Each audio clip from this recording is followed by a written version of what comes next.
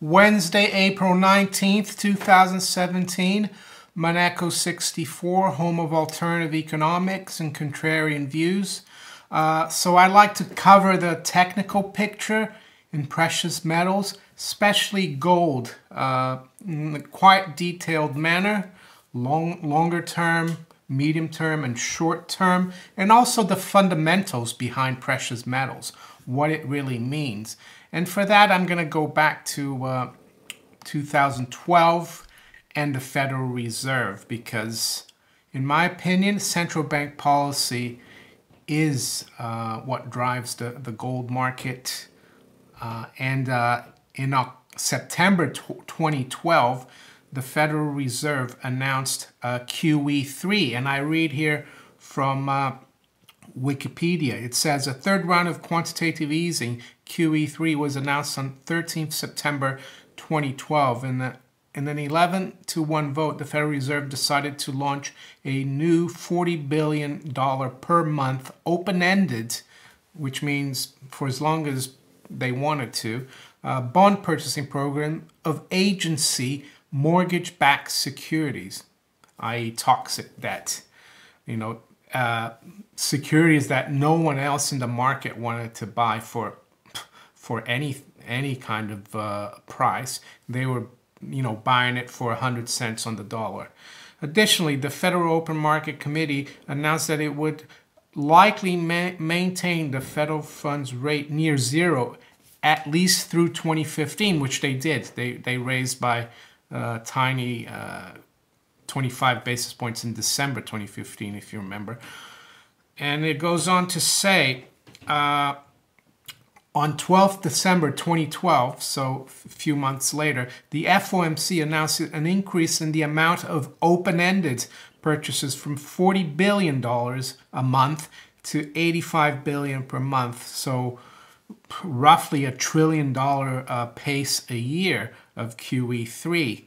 And the reason I'm talking about that is I remember well when this came out, and gold was recovering fairly well. I'll bring up the chart now here. Gold was recovering fairly well from, a drop down from, the all-time high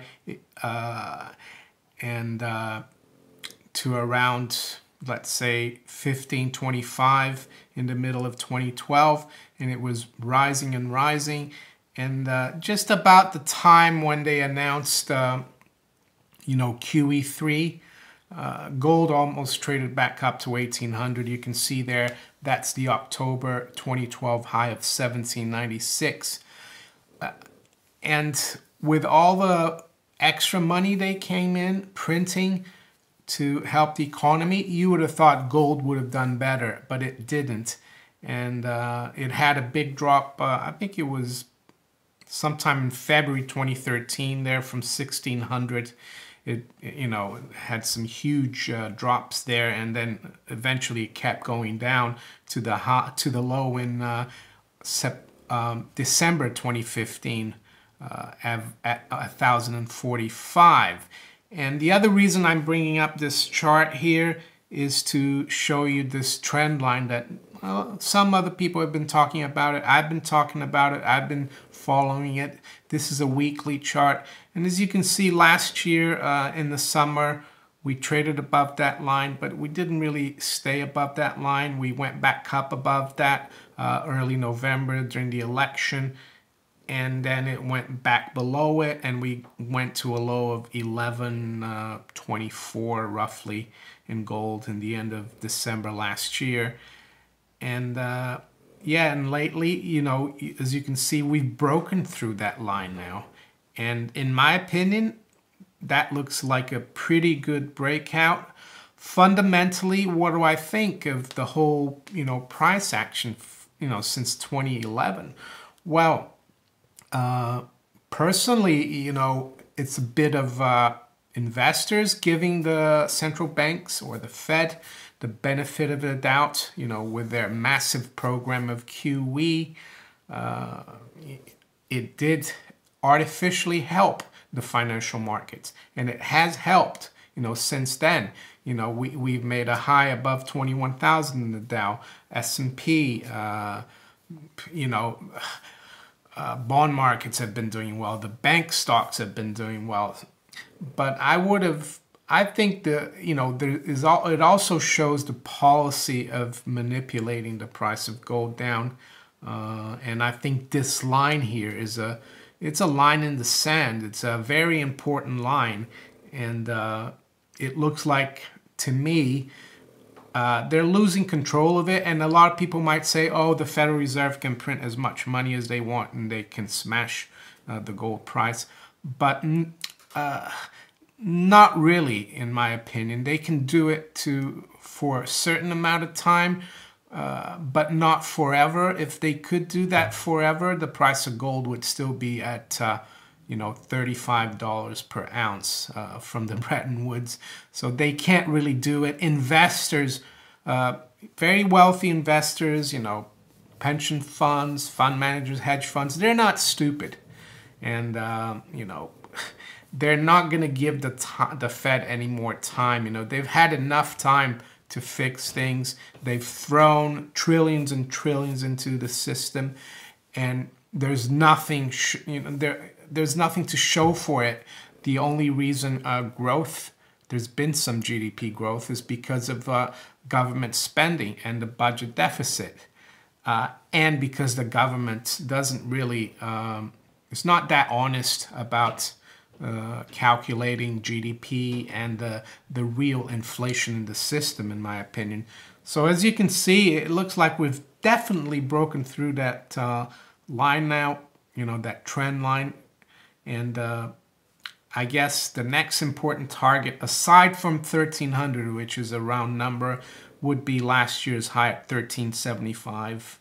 I mean, if we break through that level, we could see fireworks. When is it going to happen? I don't know. But it's looking good, in my opinion. So now I want to jump to a weekly chart of gold, but a bit more short-term, more recent, so you can see it clearly how we've broken through that line. And like on the weekly chart, even though the last couple of days we've seen a little bit of a smash down in gold below 1280, it's still looking very good on the weekly chart. Now let's go to a shorter term chart, a daily short-term chart of gold. And as you can see here, to me, what that seems, the last 3 trading days there, it looks like it's a little bit of consolidation after the, the breakout through that, long-term trend line, in my opinion. And we might still see a little bit of back and forth in gold on a daily basis. It's very difficult to predict, when things are going to happen. But to me, it seems a little bit of a rest and consolidation before trading back up. We could easily, break through 1300. I would expect some pretty big stops, and the market could trade straight up to 1320 on the same day, in my opinion. Silver, I made a video a few weeks ago. I think it was end of March, saying that silver was leading the way, and that was a positive for precious metals, that it was, pointing to a breakout in precious metals, and it has, for gold at least. Silver has kind of been kept under the thumb, these last few weeks. It's been finding a tough time here, breaking through that 1850 level. But as you can see, this is a weekly chart here. It's still looking pretty good. We've made already a new high this week compared to the previous week. We closed above 1850 last week. I guess the only caution that we have to have is if we break back below 18 and go through last week's low of 1775. But looking very good to me, and technically, fundamentally, what does it show to me? Well, I think it shows to me that,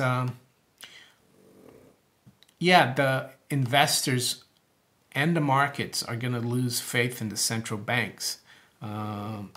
If central banks were able to do what the Fed, ECB, Bank of England, Bank of Japan, and all the other major central banks have done, in the last 10 years with their money printing, the whole world would be like rich. Zimbabwe would be rich. They wouldn't have, there is no such thing as a free lunch, and even the Federal Reserve is not God, and they can't create things, of value out of thin air. And that's where gold and silver will come in, because they're, as JP Morgan once said, gold is money and nothing else, and everything else is credit. And I'll stick to that because he was a successful banker. You might want to criticize him for other things, but banking he knew about. So that's what I see here. When is this going to happen? I think we're getting closer and closer to a major breakout and a loss of credibility in the Fed. And not only the dollar, but all the other fiat currencies. And I think, the dollar is going to lose a lot more against gold and silver than it will lose against the other fiat currencies, even though the dollar has kind of been sinking a little slower than the other fiat currencies. I think it's going to catch up, but they're all still going to sink together against gold and silver and the cryptocurrencies as well. Just wanted to focus on the precious metals right now. Nothing against, Bitcoin or other cryptocurrencies. So if you enjoyed this video, please give me a thumbs up, share it far and wide. If you haven't subscribed to my channel yet, please do. If you'd like to make a donation, I would appreciate it. I've got some links below in the description. I accept Bitcoin, PayPal. I've got a Patreon account, and I've got a Gold Money account as well. So I'll talk to you later. I hope this helps. In terms of trading, very difficult, but long haul for stackers, it's looking good in my opinion. Gold and silver will always be better currencies than paper. Take care. Bye.